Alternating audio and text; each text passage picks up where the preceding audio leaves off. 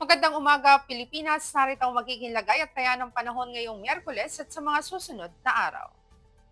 Sa kasalukuyan, naasahan natin ang patuloy na pag-iral ng easterly, sumainit na hangin nagmumula sa dagat Pasipiko. Partikular na apektado pa rin nito ang katimugang Luzon, ganoon na rin ang Visayas at ang Mindanao. Aasahan nga natin ngayong araw, patuloy na makakaranas ng maulap na kalangitan na may kalat-kalat na pag-ulan, pagkidlat at pagkulog ang Bicol Region, maging ang Isabela, ang Aurora, ganoon na rin ang Laguna, Batangas, Quirino at maging ang Marinduque. Samantalang sa ibang nalalabing bahagi naman ng Luzon, naasahan natin ngayong araw ang bahagyang maulap hanggang sa maulap na kalangitan, ngunit may mga posibilidad pa rin yan ng mga pulupulong pag-ulan na kuminsan na may pagkidlat at pagkulog. Para naman sa maging agwat ng temperatura, aasahan natin dito sa Philippine Rise maging sa Kawayan, maglalaro sa 24 to 33 degrees Celsius. Sa Baguio, aasahan natin ng 17 to 23 degrees Celsius.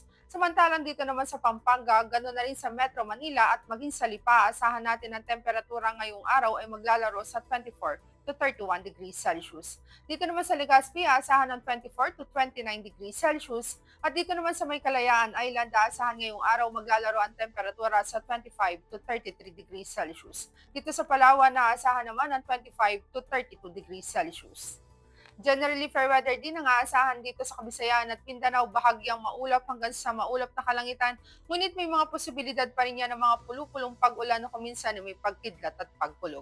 Para naman sa magiging agwat ng temperatura, particular na yan dito sa may Tacloban at sa Mactan, aasahan natin ng 24 to 31 degrees Celsius, samantalang dito sa Iloilo, aasahan ng 26 to 31 degrees Celsius. Dito naman sa Mindanao, particular na sa Cagayan de Oro City, aasahan natin ngayong araw ang 24 to 31 degrees Celsius, samantalang sa Davao ay 24 to 34 degrees Celsius. Sa Zamboanga, asahan natin ngayong araw ang agwat ng temperatura ay maglalaro sa 22 to 33 degrees Celsius. Para naman sa magiging lagay at taya ng panahon bukas hanggang araw ng Sabado, aasahan natin ang generally fair weather dito sa Metro Manila, bahagyang maulap hanggang sa maulap na kalangitan, ngunit di natin inaalis sa mga posibilidad ng mga pulupulong pag-ulan na kuminsan na may pagkidlat at pagkulog. Ganon din ang aasahan natin dito sa Cavite, maging sa Angeles.